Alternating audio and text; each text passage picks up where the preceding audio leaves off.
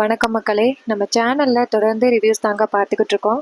அந்த வகையில் இப்போ நம்ம எதை பற்றின ரிவ்யூ பார்க்க போகிறோம் அப்படின்னா, மாறன் கதையில் அடுத்து என்ன நடக்க போகுது அப்படிங்கிறத பற்றி தான் இந்த வீடியோவில் நம்ம இப்போ பார்க்க போகிறோம். ஸோ மறக்காமல் இந்த வீடியோவுக்கு ஒரு லைக் பண்ணிக்கோங்க, நம்ம சேனலையும் சப்ஸ்கிரைப் பண்ணிவிட்டு பக்கத்தில் உள்ள பெல்லைக்கானையும் கிளிக் பண்ணி ஆல்னு செட் பண்ணிக்கோங்க. அப்போ தாங்க புது வீடியோஸ் போடும் பொழுது உங்களுக்கு நோட்டிஃபிகேஷன் வரும். சரி, கதையில் என்ன நடக்குது அப்படிங்கிறத பார்ப்போம். நம்ம ராமச்சந்திரன் மாறனை நினைச்சு ரொம்ப வருத்தப்படுறாரு. மாறன் ஜெயிலுக்கு போயிடக்கூடாது, அவனை எப்படியாவது காப்பாற்றணும் வள்ளி அப்படின்ட்டு வள்ளி கிட்ட சொல்லிக்கிட்டு இருக்காரு. அப்ப நம்ம வீரா இது எல்லாத்தையும் பார்த்துக்கிட்டு இருக்காங்க. ராமச்சந்திரன் சொல்றாரு, இங்க பாரு வள்ளி, மாறன் மேல நான் கோவமா பேசுறத பார்த்துட்டு, அவனை எப்ப பார்த்தாலும் திட்டுறத பார்த்துட்டு, அவன் மேல நான் கொஞ்சம் கூட பாசமாவே இல்லை அப்படின்னு எல்லாரும் நினைச்சுக்கிட்டு இருக்கீங்கல்ல. இதையெல்லாம் சொல்லிட்டு ராமச்சந்திரன் அழுகிறாரு. அப்ப வள்ளி சொல்றாங்க, அண்ணா என்ன நான் இப்படி சொல்ற, நீ எந்த அளவுக்கு மாறன் மேல பாசமா இருக்க அப்படிங்கிறது எனக்கு தெரியாதா? இதை சொன்னதோட ராமச்சந்திரன் சொல்றாரு, இங்க பாரு வள்ளி, எப்ப பார்த்தாலும் நான் அவனை திட்டிக்கிட்டே இருக்கிறத பார்த்துட்டு நீங்க எல்லாருமே அவனை எனக்கு சுத்தமா பிடிக்காது அப்படின்னு தானே நினைச்சுக்கிட்டு இருக்கீங்க. ஆனா அவனுக்கு ஏதாவது ஒரு பிரச்சனைனா என்னால தாங்கிக்கவே முடியாது. அவன் எப்படியாவது இந்த பிரச்சனையிலேருந்து வெளியில வரணும். அதுக்காக நம்ம எந்த எல்லைக்கு வேணாலும் போகலாம். இதை ராமச்சந்திரன் சொன்னதோட வள்ளி சொல்றாங்க, அண்ணா கவலைப்படாதண்ணா, கண்டிப்பா மாறனுக்கு எந்த பிரச்சனையும் இருக்காது, அவனை நம்ம எப்படியாவது காப்பாத்திடலாம்னா. இதை சொன்னதோட ராமச்சந்திரன் சொல்றாரு, ஆமா வள்ளி, என் பிள்ளைய எப்படியாவது காப்பாத்தணும். என் புள்ள வந்துட்டு எனக்கு ரொம்ப முக்கியம். அவன் நினைச்சுக்கிட்டு இருப்பான்னு நான் அவனை திட்டிக்கிட்டே இருக்கிறதுனால அவன் எனக்கு அவனை சுத்தமா பிடிக்காது அப்படின்னு தானே அவன் நினைச்சுக்கிட்டு இருப்பான். இதையெல்லாம் சொல்லிட்டு ராமச்சந்திரன் ரொம்ப ஃபீல் பண்றாரு. இதை கேட்டுட்டு வள்ளி சொல்றாங்க, அண்ணா நம்ம மாறனை இன்னைக்கு எப்படியாவது வீட்டுக்கு கூட்டிட்டு வந்துரும், நீ கவலைப்படாத அண்ணா. இத சொல்லி வள்ளி ராமச்சந்திரனை அமைதிப்படுத்துறாங்க. ஆனா ராமச்சந்திரன் கொஞ்சம் கூட கேக்குற மாதிரி இல்லை. ராமச்சந்திரன் அழுகிறாரு. இது எல்லாத்தையுமே நம்ம வீரா பார்த்துட்டு ரொம்ப கவலைப்படுறாங்க. இந்த அளவுக்கு மாமா மாறன் மேல பாசமா இருக்காரு, ஆனா ஒரு நாள் கூட மாறன் கிட்ட அவரோட பாசத்தை வெளிப்படுத்தவே இல்லையே. இதையெல்லாம் நினைச்சு வீரா ரொம்ப கவலைப்படுறாங்க. வீரா நேரா மாறனை பாக்குறதுக்காக போறாங்க. மாறன் தூங்கிட்டு இருக்காரு. வீரா நேரா மாறன் பக்கத்துல போய் உட்கார்றாங்க. மாறனோட கையை பிடிக்கிறாங்க. கையை பிடிச்சி அவங்களோட கன்னத்துல வச்சு, மாறா உனக்கு பாத்தியா உங்க அப்பா உன் மேல எவ்வளவு பாசமா இருக்காரு அப்படின்னு. ஆனா இது வரைக்கும் அவர் உன்கிட்ட பாசத்தை காமிக்கவே இல்லை. இங்க பாரு, உன் வாழ்க்கையை மாத்துறதுக்காக தான் நான் வந்திருக்கேன். செய்யாத தப்புக்கு உன்னை எப்படி நான் தண்டனை அனுபவிக்க விடுவேன்? நீ எதுக்கும் கவலைப்படாத, உன்னை இந்த பிரச்சனையிலேருந்து நான் காப்பாத்துவேன். என்ன நடந்தாலும் யாரு என்ன சொன்னாலும் உன்னை இந்த பிரச்சனையிலேருந்து நான் காப்பாத்துவேன் மாறா. நீ எதுக்கும் கவலைப்படாத.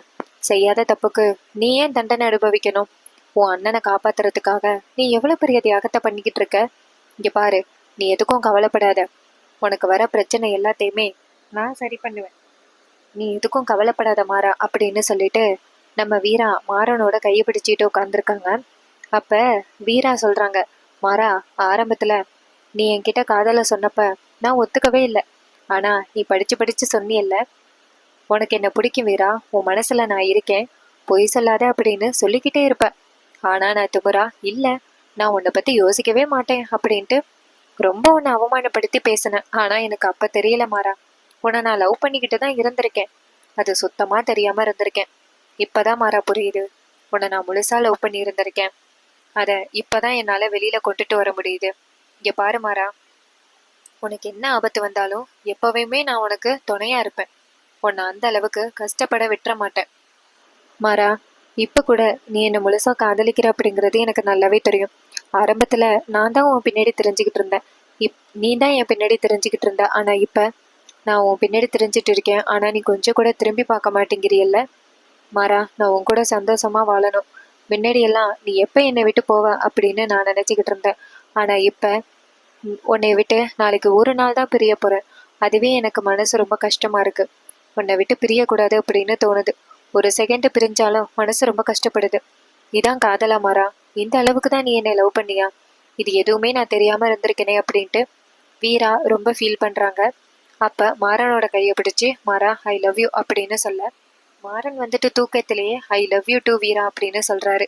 அப்ப வீரா சிரிக்கிறாங்க. மாறா, நீ என்ன பத்தி தான் கனவு கண்டுகிட்டு இருக்கியா? இது தெரியாம நான் இருக்கிறேனே. இங்க பாரு மாறா, நீ கனவுல கண்டுகிட்டு இருக்கிறது கண்டிப்பா அந்த திமிரு பிடிச்ச வீராவா தான் இருப்பான். ஆனா எங்க இருக்கிற வீரா அப்படிப்பட்ட வீரா கிடையாது. உன்னை எப்பவுமே முழுசா காதலிக்கிற வீரா, என்னைக்குமே உன்னை விட்டு கொடுக்காத வீரா அப்படின்ட்டு நம்ம வீரா சொல்லிக்கிட்டு இருக்காங்க. அதுக்கப்புறமா மாறன் வந்துட்டு நேரா அதே நேரத்துல நம்ம வீரா வந்துட்டு டக்குன்னு எந்திரிச்சு, மாறா நீ எதுக்கும் கவலைப்படாத, அந்த பிரச்சனை பெரிய பிரச்சனை இல்லை, நான் பாத்துக்கிறேன் அப்படின்ட்டு வீரா மாறனோட கையை பிடிச்சு சொல்லிக்கிட்டு இருக்காங்க. அதுக்கப்புறமா மறுநாள் காலை மறுநாள் காலை எல்லாருமே சேர்ந்து கோர்ட்டுக்கு கிளம்புறாங்க. அப்ப நம்ம வள்ளி நேரா ராமச்சந்திரன்ட்ட அண்ணா கிளம்பலாமா அப்படின்னு கேட்க, அப்ப மாறன் வந்து நிக்கிறாரு. வள்ளி நேரா மாறன்ட்ட, மாறா எங்க மாறா வீரா அப்படின்னு கேட்க, மாறன் சொல்றாரு, அவ ஏதோ கோயிலுக்கு போகணும்னு சொன்னா, போயிட்டு வந்துருவா. இதை சொன்னதோட வள்ளியும் சரி கிளம்பலாமா அப்படின்னு கேட்க, ராமச்சந்திரனும் சரி கிளம்பலாம் அப்படின்னு சொல்றாங்க. அதுக்கு முன்னாடியே ஒரு சீன் நடக்குது. என்னன்னா, மாறன் ரூம்ல இருக்காரு. அந்த நேரம் பார்த்து அங்க வந்துட்டு ராகவன் வராரு. ராகவன் நேரா மாறனை பார்த்து மாறா அப்படின்னு சொல்ல, மாறன் நேரா ராகவனை பார்த்து என்னாச்சுடா என்ன அப்படின்னு கேட்க, ராகவன் சொல்றாரு, மாறா வீரா இல்லையே அப்படின்னு. மாறன் சொல்றாரு, வீரா எங்கேயோ போயிட்டா. இதை சொன்னதோட ராகவன் போயிட்டு கதவை சாத்திட்டு, இங்க பாரு மாறா, எனக்கு ரொம்ப பயமா இருக்குடா. கோர்ட்ல போயிட்டு எதுவும் மாத்தி சொல்லிட மாட்டியே. நீ அப்படி மாத்தி சொன்னா அப்பா என்ன கடைசி வரைக்கும் தப்பா நினைப்பாரு. கண்டிப்பா அப்பா என்ன ரொம்ப மோசமா நினைப்பாரு.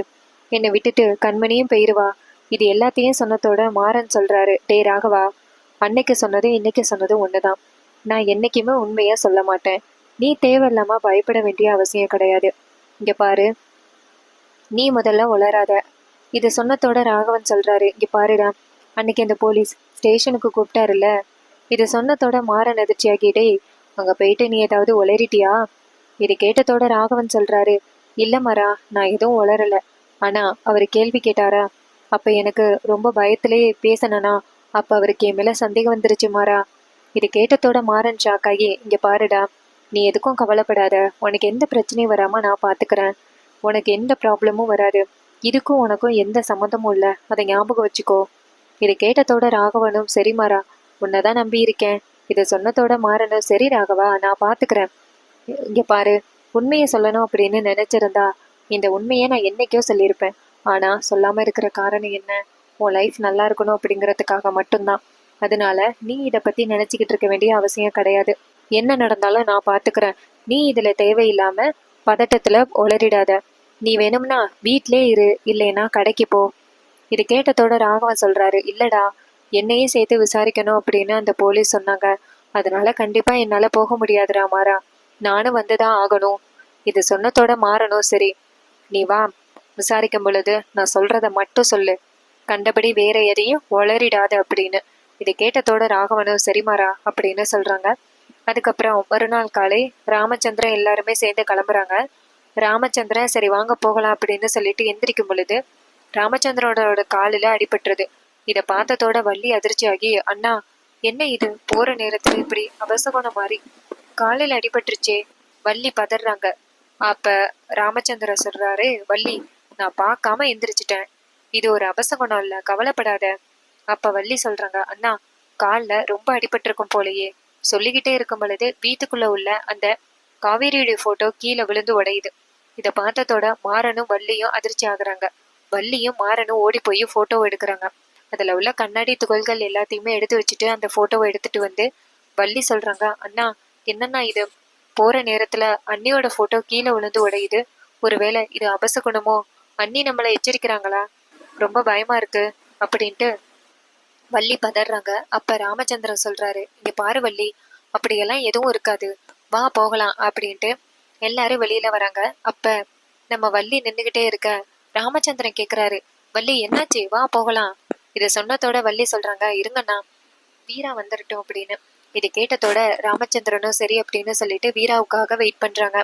அப்ப வீரா அந்த இடத்துக்கு வராங்க. வந்துட்டு நேரா ராமச்சந்திரன்ட்ட, மாமா கோயிலுக்கு போயிட்டு வந்தேன், இந்தாங்க 90 அப்படின்னு சொல்லிட்டு ராமச்சந்திரனுக்கு 90 கொடுக்குறாங்க. அதுக்கப்புறம் ராகவனுக்கு எல்லாருக்கும் 90 கொடுக்குறாங்க. கண்மணி நினைக்கிறாங்க, இவ என்னதான் கோவில்ல போய் உருண்டு உருண்டு கும்பிட்டாலும் கண்டிப்பா இன்னைக்கு மாறன் ஜெயிலுக்கு போறது உண்மைதான்.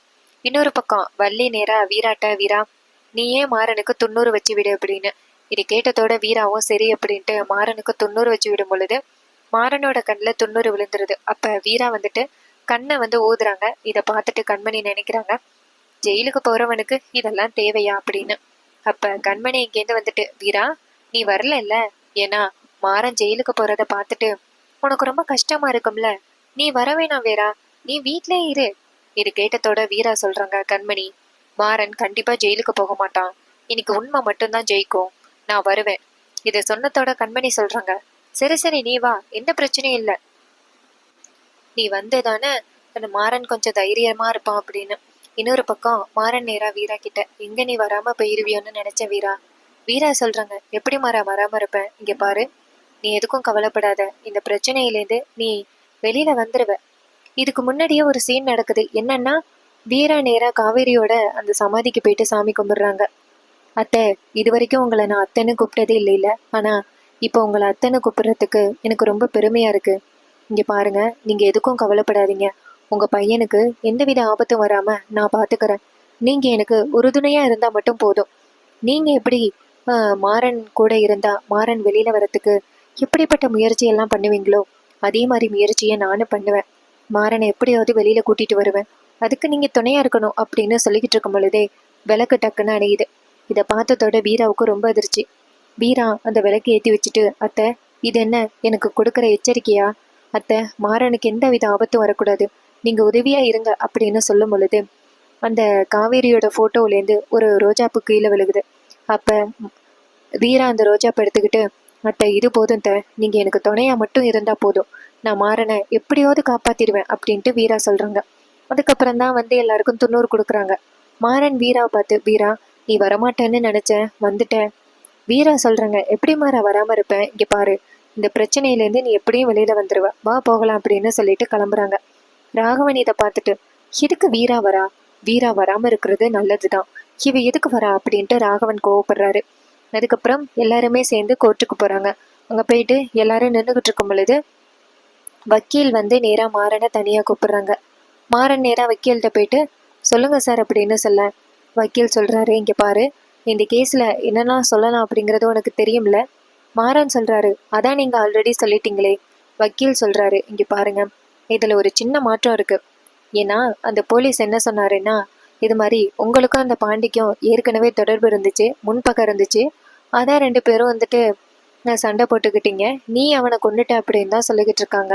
அதனால அதே நேரத்துல உன் வீட்டுல அடுத்தடுத்து கல்யாணமும் நடந்திருக்கு. இதனால கண்டிப்பா ஜட்ஜிக்கு ரொம்ப சந்தேகமா இருக்கு. அதனால நீங்க என்ன பண்றீங்கன்னா, பாண்டியனை வந்து முன்னாடியே தெரியும், ஆனா ஆக்சிடென்ட் நடந்தது சாதாரண ஆக்சிடென்ட் தான் அப்படின்னு சொல்லிடு.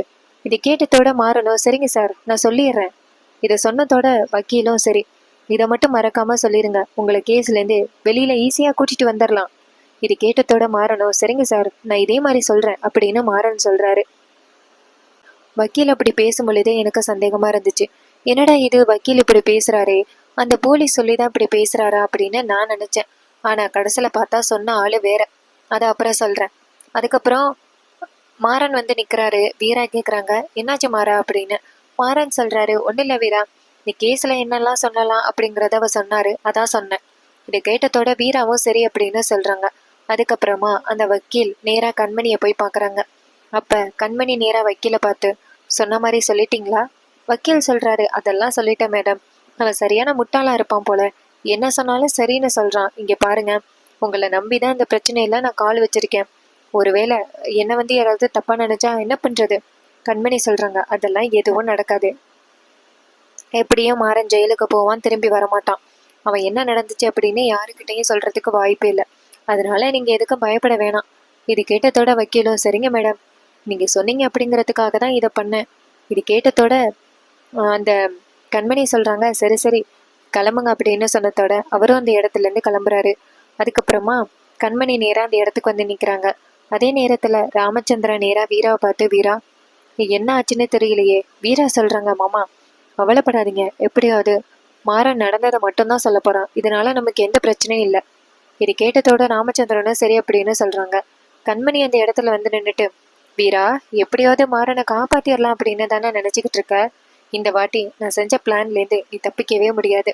அறிவழகனை நீ எப்படியோ பேசி மிரட்டி அவனை இந்த பிரச்சனையிலேருந்து விலக்கி விட்டுட்டியல்ல, ஆனா நான் செஞ்ச இந்த பிளான்ல நீ தப்பிக்கவே முடியாது. உன் கையை எடுத்து உன் கண்ணையே குத்திட்டேன் பாத்தியா அப்படின்னு ரொம்ப சந்தோஷத்துல இருக்காங்க. இன்னொரு பக்கம் வீரா நேரா கண்மணியை பார்த்து, என்னது கண்மணி ரொம்ப ஸ்ட்ராங்கா இருக்காளே அப்படின்னு நினைக்கிறாங்க. இன்னொரு பக்கம் அந்த வக்கீல் இங்கேருந்து வந்துட்டு, இங்க பாருங்கம்மா, நீங்க எல்லாரும் கரெக்டா சொன்னா மட்டும் போதும். அப்ப நம்ம பிருந்தா சொல்றாங்க, மாமா நீங்க கவலைப்படாதீங்க, கண்டிப்பா இந்த பிரச்சனையிலேருந்து வெளியில வந்துடுவீங்க. இது சாதாரண ஒரு ஆக்சிடென்ட் அப்படின்னு எல்லாருக்குமே தெரியும். அப்ப பிருந்தாவோட அம்மா சொல்றாங்க, இங்க பாருங்க மாப்பிள்ள, ஒருவேளை அவங்க தப்பா ஏதாவது ஜட்ஜ்மெண்ட் சொன்னாலும் அவங்க காலில் விழுந்தாவது நாங்க எப்படியாவது உங்களை காப்பாத்திடுறோம். அப்ப மாறன் கேக்குறாரு, அத்தை என்னத்த இதெல்லாம்? அப்ப அவங்க சொல்றாங்க, இல்ல மாப்பிள்ள, நீங்க எப்படிப்பட்டவர் அப்படின்னு எங்களுக்கு தெரியாதா? அன்னைக்கு நடந்தது ஒரு சாதாரண ஆக்சிடென்ட் தான். அதை போய் உங்களை எப்படி கொலை பண்ணன்னு சொல்ல முடியும்? இங்க பாருங்க மாப்பிள்ள, எப்படியாவது நான் உங்களை காப்பாத்திடுவேன். நீங்க எதுக்கும் கவலைப்படாதீங்க. என்ன நடந்தாலும் உங்களை பிரச்சனையிலேருந்து காப்பாத்துறது மட்டும்தான் எங்களோட வேலை அப்படின்னு பிருந்தாவோட அம்மா ரொம்ப ஸ்ட்ராங்கா சொல்றாங்க. அப்ப பிருந்தா சொல்றாங்க, மாமா கவலைப்படாதீங்க, நீங்க இந்த பிரச்சனையிலேருந்து வெளியில வந்துருவீங்க, எதுக்கும் கவலைப்படாதீங்க அப்படின்னு சொல்லிட்டு ரொம்ப தைரியம் சொல்றாங்க பிருந்தா. ஆனா இவங்களுக்கு பின்னாடி ரொம்ப பெரிய சூழ்ச்சி நடந்துகிட்டு இருக்கிறது இவங்களுக்கு தெரியல. ஒரு பக்கம் கண்மணி அந்த வக்கீல கைக்குள்ள போட்டுக்கிட்டு அவர்கிட்ட காசு கொடுத்து எப்படியோ மாறனை இந்த மாதிரி ஒரு விஷயத்த சொல்ல சொல்லி எப்படியும் மாறனுக்கு தண்டனை வாங்கி கொடுத்துருவாங்க. ப்ரொமோல நீங்க எல்லாருமே பார்த்துருப்பீங்க, மாறனை போலீஸ் பிடிச்சிட்டு போற மாதிரியும் மாறனை கொண்டு போய் ஜெயில வச்சிருக்கும் பொழுது 2-3 ரவுடிங்க மாறனை காலி பண்ண நினைக்கிற மாதிரியும் தான் அந்த ப்ரொமோ காண்பிச்சிருக்காங்க. கண்டிப்பா அப்கமிங் எபிசோடு ரொம்ப ரொம்ப இன்ட்ரெஸ்டிங்கா இருக்க போகுது. மாறனை எப்படி காப்பாற்ற போறாங்க, கண்மணியோட திட்டம் தெரிஞ்சு இந்த கண்மணியோட ஆட்டத்துக்கு நம்ம வீரா எப்போ முற்றுப்புள்ளி வைக்க போறாங்க? ராகவன் இப்படி செல்ஃபிஷா இருப்பாரு அப்படிங்கிறத நான் எதிர்பார்க்கவே இல்லை. ராகவன் சொந்த தம்பியவே ஜெயிலுக்கு அனுப்பணும் முடிவு பண்ணிட்டாரு. இப்படியா இருந்தாலும் மாறன் வெளியில வந்தா மறுபடியும் இந்த கேஸை விசாரிச்சு நம்மளை காட்சி கொடுப்பாங்க. அதனால மாறன் கடைசி வரைக்கும் ஜெயிலில் இருக்கணும் அப்படின்னு ராகவன் நினைக்கிறாரு. மாறன் எந்த அளவுக்கு ராகவன் மேல பாசமா இருக்காரோ அதே அளவுக்கு ராகவன் பாசமாவே இல்லை, பாத்தீங்களா? ஸோ இதே மாதிரி இனிமே அப்டேட்ஸ் நம்ம சேனல்ல நீங்க தொடர்ந்து வாட்ச் பண்ணணும் அப்படின்னா மறக்காம நம்ம சேனலை சப்ஸ்கிரைப் பண்ணிட்டு பக்கத்துல உள்ள பெல் ஐகானையும் கிளிக் பண்ணி ஆல்ல செட் பண்ணிக்கோங்க. அப்பதாங்க புது வீடியோஸ் போடும் பொழுது உங்களுக்கு நோட்டிஃபிகேஷன்ல உங்களுக்கு ரொம்ப பிடிச்ச சீன் என்ன அப்படிங்கிறதையும் மறக்காம கமெண்ட்ல சொல்லுங்க. இதே மாதிரி நம்ம தொடர்ந்து அப்டேட்ஸ் பார்க்கலாம். ஸோ அடுத்த வீடியோ மாறனை கண்டிப்பா நம்ம வீரா காப்பாத்துவாங்க. அதுக்கப்புறம் ராகவன் தான் தப்பு பண்ணது அப்படிங்கிறத வீரா ப்ரூவ் பண்ணி ராகவனை காப்பாத்துவாங்களா? இன்னும் என்னெல்லாம் நடக்க போகுது அப்படிங்கிறத நம்ம வெயிட் பண்ணி பார்க்கலாம்.